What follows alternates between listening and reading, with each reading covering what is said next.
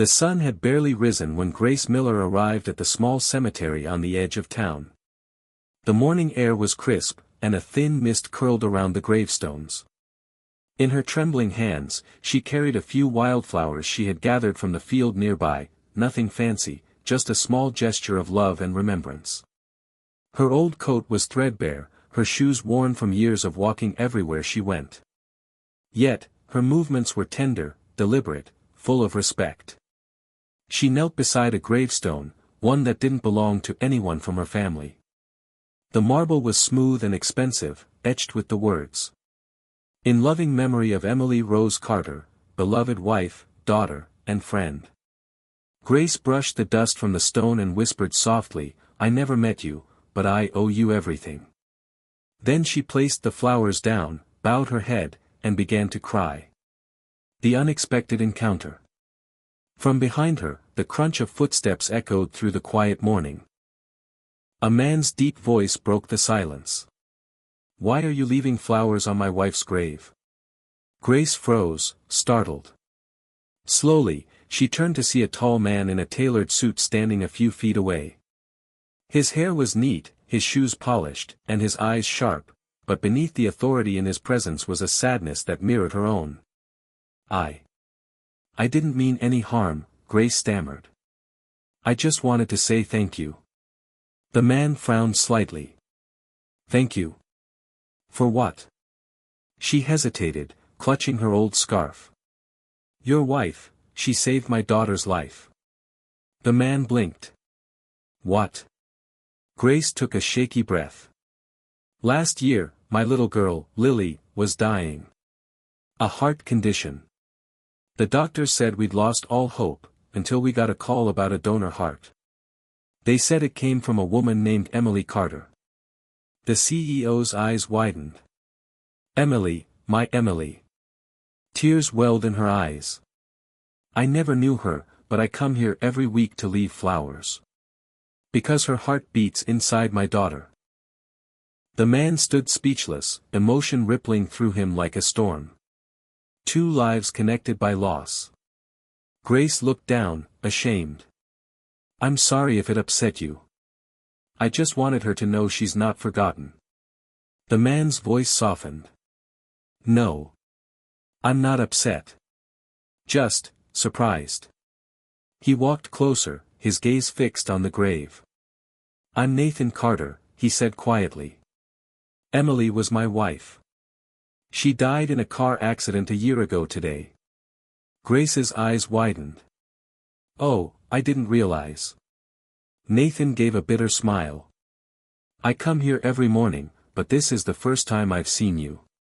"I come early," she said, wiping her eyes. "Before work. I clean houses across town, so I stop by before the buses start running." He looked at her hands, rough, tired, marked by years of hard labor. "And yet you still bring flowers?" "She gave my daughter a chance to live," Grace replied simply. "I can't ever repay that. A heartbeat that changed everything." As they stood in silence, Nathan asked softly, "May I meet your daughter?" Grace hesitated but nodded. "If you'd like. She'd love to meet you." That afternoon, Nathan drove to Grace's small apartment complex. It was in an old building, walls cracked and paint peeling. But the warmth inside was undeniable, hand-drawn pictures on the walls, the smell of soup simmering, and laughter coming from the next room. "Lily," Grace called, "there's someone I want you to meet." A little girl ran out, her hair in messy curls, her smile wide and innocent. Nathan froze. Her laugh, it was the same laugh Emily had. Soft, musical, full of light. "Hi," Lily said cheerfully. "Are you Mommy's friend?" Nathan knelt, his throat tight. "You could say that." He placed a hand over his chest, tears threatening to spill. "Do you know that your heart is very special?" Lily giggled. "Mommy says it's a gift." He smiled through tears. "It truly is." In that moment, Nathan realized, Emily wasn't gone. A part of her lived on, right there, in the laughter of this little girl. The challenge of two worlds. Over the next few months, Nathan and Grace grew close. He began visiting Lily often, helping with school supplies, groceries, even fixing things in their apartment.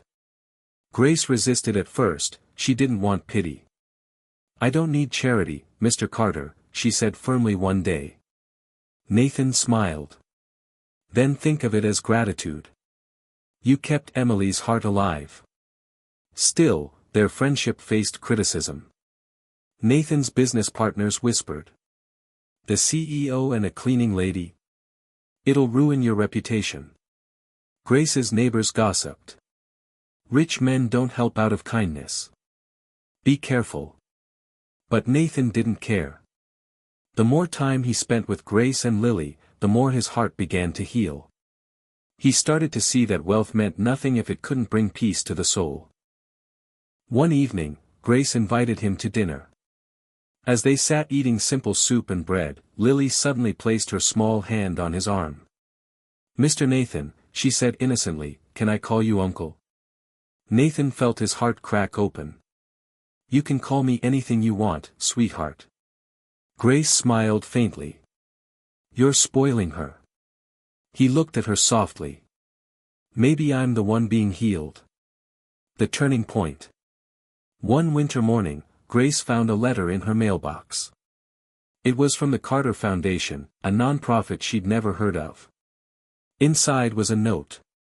"In honor of Emily Rose Carter, a scholarship has been created for children like Lily, to ensure every child with a heart condition receives care, regardless of income." And beneath it, a signature, Nathan Carter. Tears filled her eyes. She called him immediately. "You didn't have to." He interrupted gently. "I did. Emily believed in kindness. You showed me what that really looks like." That spring, Nathan invited Grace and Lily to the unveiling of a new wing at the city hospital. It was dedicated to organ donors and their families. As cameras flashed and reporters gathered, Nathan took the microphone and said, "A year ago, I lost my wife. But through her gift, a little girl got a second chance. And through that girl's mother, I learned how to live again. Kindness doesn't need wealth, it needs heart." He turned toward Grace and smiled. "You reminded me that love doesn't end, it just changes form. Resolution, new beginnings." Months later, Grace began working for the Carter Foundation, helping families who'd lost loved ones through organ donation. Her story became one of hope and faith, proof that even in tragedy, there can be light. Nathan continued to visit Lily often, their bond unbreakable. Every year, on the anniversary of Emily's passing, the three of them visited the cemetery together. Grace always brought fresh flowers. Lily always whispered, "Thank you, Miss Emily." And Nathan always stood quietly beside them, knowing that somehow, fate had turned grief into grace. Final message. Love doesn't vanish with death, it transforms, passing from one heart to another. Sometimes, the people we lose guide us toward the ones we're meant to find. Grace taught Nathan that wealth can't heal the soul, only kindness can. And Nathan showed Grace that sometimes, help isn't pity, it's love in disguise. Speech Balloon, tell us in the comments, do you believe that kindness can connect two strangers forever?